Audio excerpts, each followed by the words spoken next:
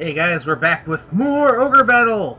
And last time we got basically our army. So now, let's take a look at our army. This is the army I went with. Wait, did I miss? Oh crap, I forgot.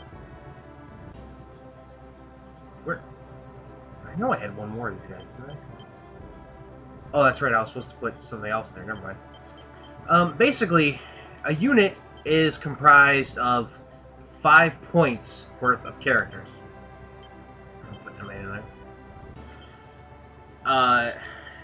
And you see, if you look at Lon's here, under his little skirt right there is an S. And that means that he is a small character. If you look at, say, this Griffin, he has an L. That means he is a large character. Small characters are worth 1 point. Large characters are worth 2. So, in essence, you have 4 points to spend, because one has to be the unit leader, and they are always small. There's no large unit leaders. So one has to be the unit leader, and then you have 4 points. You can have 4 small characters, as most of these units have. You could have, 2 large characters, or you can have a combination of 1 large and 2 small characters.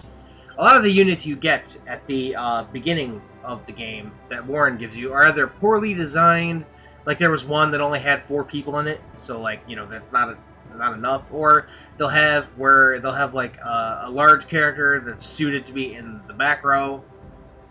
They'll have them in the front, or vice versa. Just poorly designed units that you should not run into battle with immediately. Let's look at this. These are all my fighting units. Generally, my town liberators. They liberate a town, and then sit there and defend it until their job is done. This is my High Sky unit, which is comprised of this Griffin and 3 wizards. Basically, there's I think 6 different terrains. There's plains, which most units are. Forest, which is only like Amazons and ninjas, and really not that important.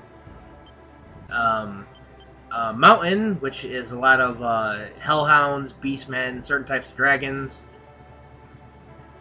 Snow, which we don't actually possess any units that are of that type yet, and that's a rare terrain as it is.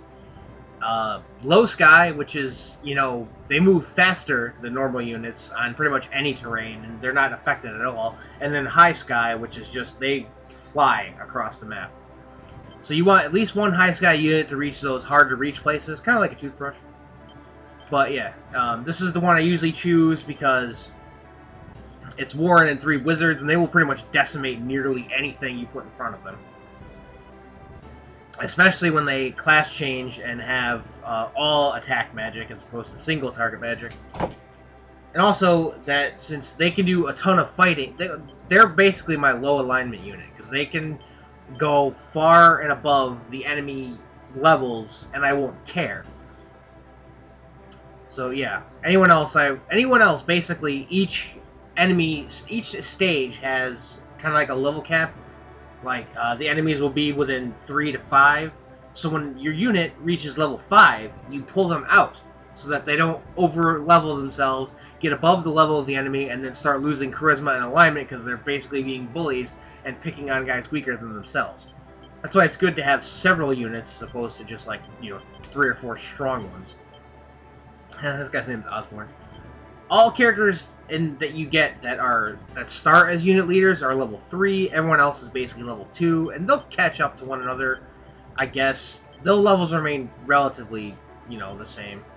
I probably will delete most of these guys, because I will never actually need them. But anyway, now that we have our army set up, let's just get on to the second stage, Sharom. Rally. The PlayStation version of the game, when the scene is coming up, it has little snippets of backstory. And basically what it is Usar, the leader of this region, it was a former bandit who is doing, is leading the region at the Empire's behest, simply because, they want him to, and he's kind of abusing his power, he's kind of a douche. And basically what I'm going to do is I'm going to send units out. We'll send, I think, Bison, yeah. I'll get to, what classes do what when, my unit gets into a battle. I want to send Warren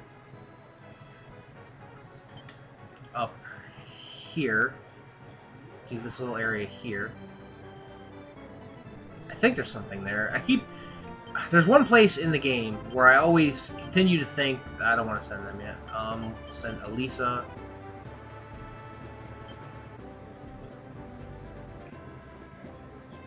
I also think there's a treasure down here, but I cannot be certain. Did I send them down there? No, I didn't send them anywhere. If you deploy a unit, but don't actually send them anywhere, they stay at base. And you want to keep at least one unit behind for basically the main person in a light alignment, high alignment game that I want to have defend the base is always the unit leader.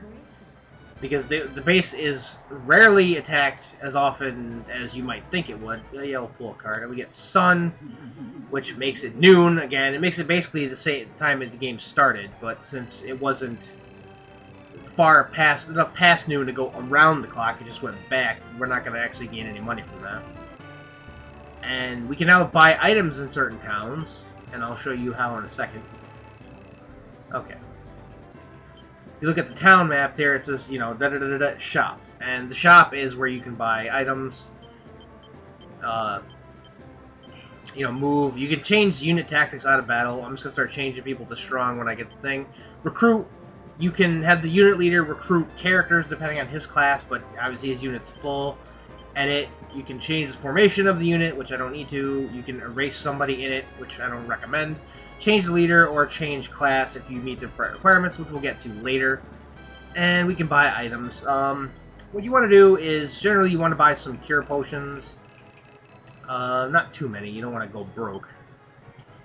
But we get cure, which I think heals a character for 50. Heal is, I think, 100. Bell, I think, pulls all... No, sends the unit back to the base. Summons sends all friendly units that are on the map to your location, the leaders. Revive restores a dead character to life. We'll worry about those later. Yeah, you don't need to really go too hardcore on items at the beginning. We liberated a second city. Yes. And, oh, it's Hangman. Hangman lowers the strength of all the units, all the characters in the unit, which I don't like, because this is primarily a melee unit. No, I don't want the card. Yep, this is about encountering the enemy.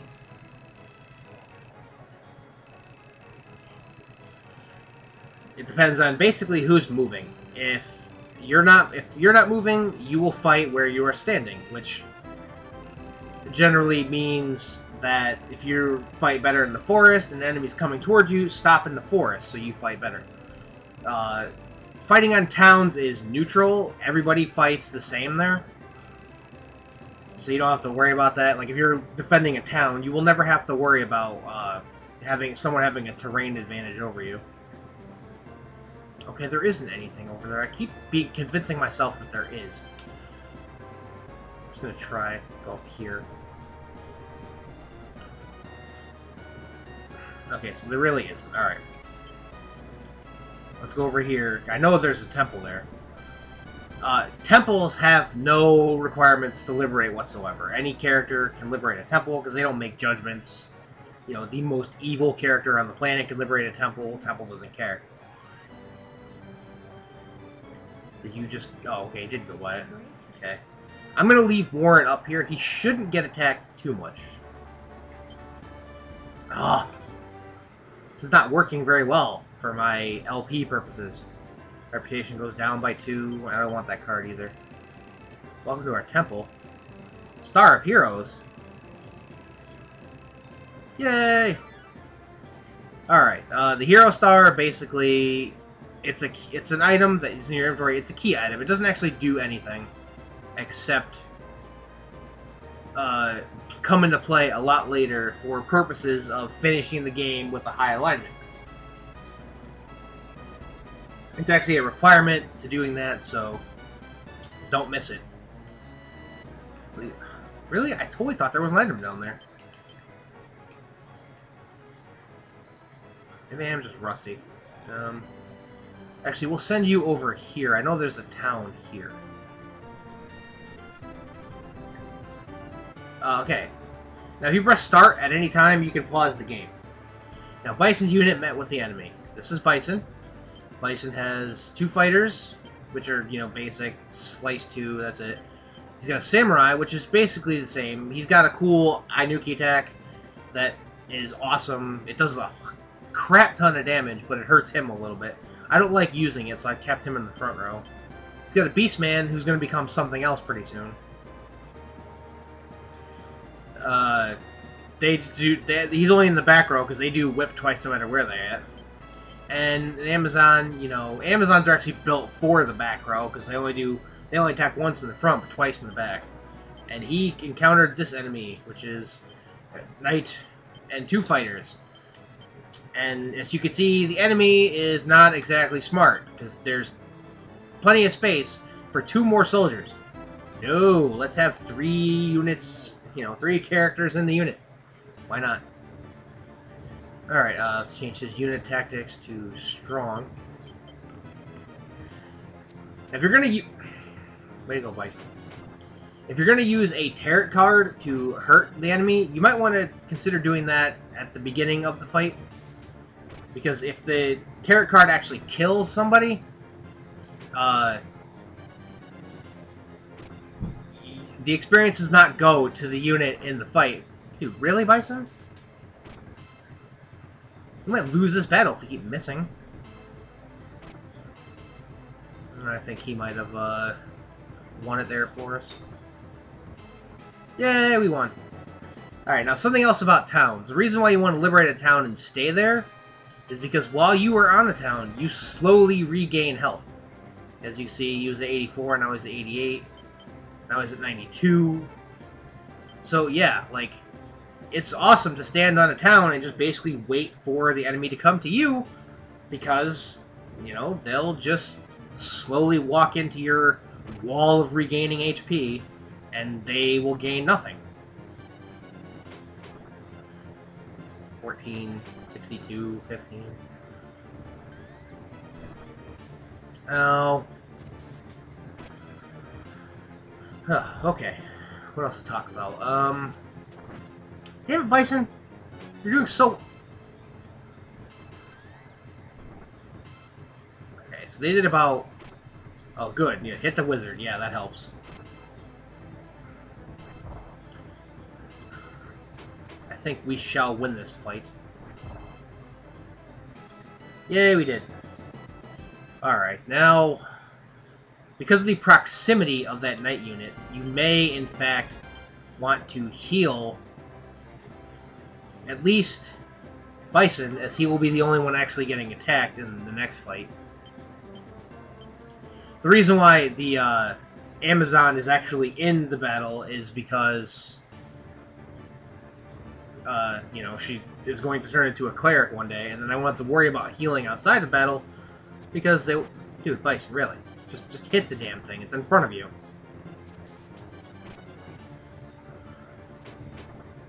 9.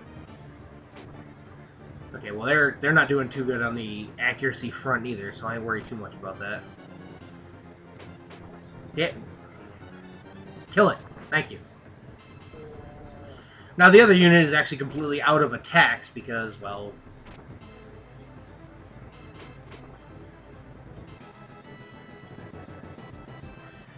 Alright.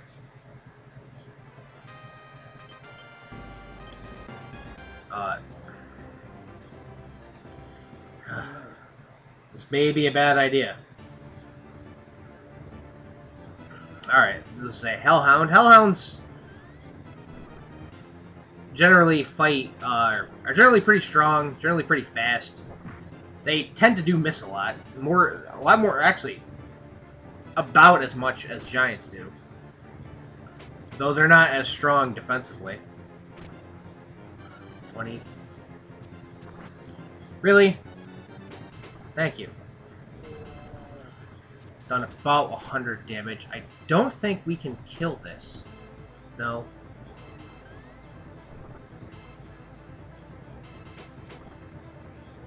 Okay. Now, this actually begs the question, is he going to return back to town to pick up another Hellhound, or is he just going to come at us and get finished off?